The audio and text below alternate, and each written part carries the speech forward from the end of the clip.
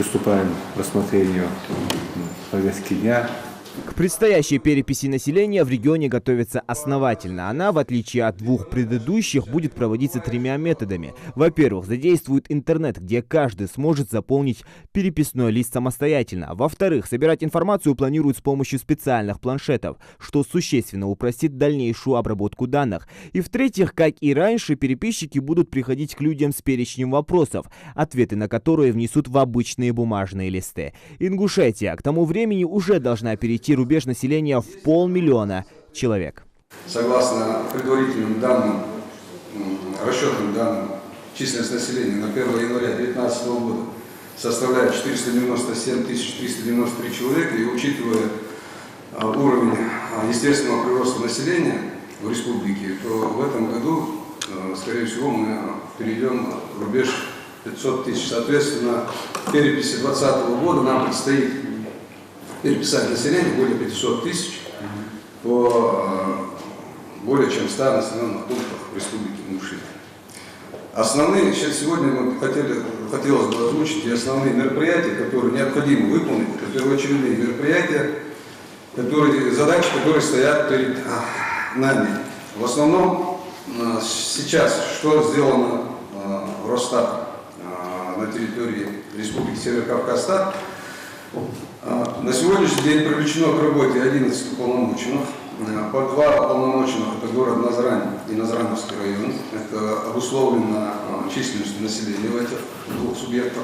России важен каждый. Под таким девизом прошла перепись в 2010-м. Неудивительно, что в итоге Россия не досчиталась 1,5 десятков миллионов. Многие просто не восприняли перепись как обязательную процедуру. Включили принцип «моя хата с краю». И зря.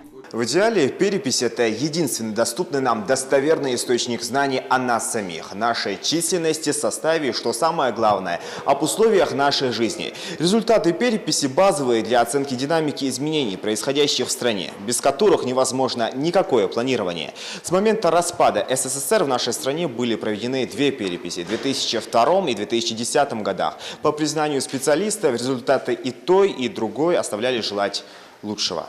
Некоторые и вовсе не пускали в дом, не сообщали нужные сведения, поэтому на заседании обсуждают, как сделать так, чтобы грядущая перепись охватила всех и каждого. Так, для привлечения большего числа населения к прохождению переписи в электронном виде на едином портале госуслуг необходимо активизировать работу многофункциональных центров и создать комиссии в городах и районах, а уже в самих 36 сельских поселениях отдельные рабочие группы.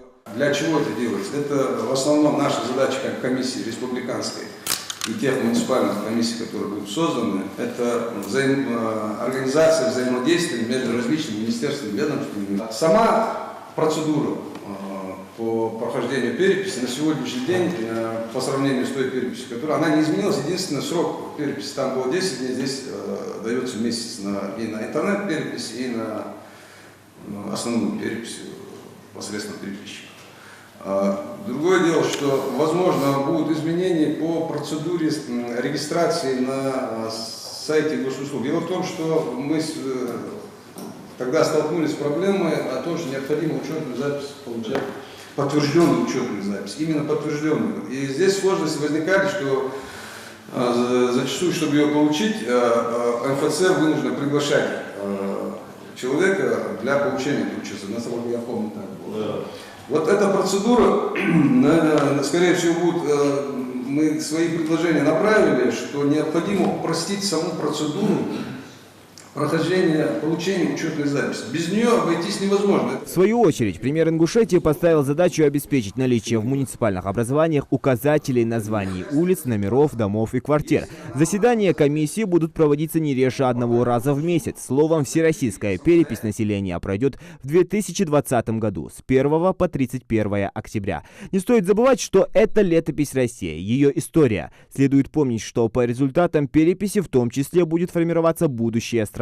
А значит, каждый адресованный вам вопрос переписчика важен. Зелимхан Калоев, Адам Далаков, Новости 24.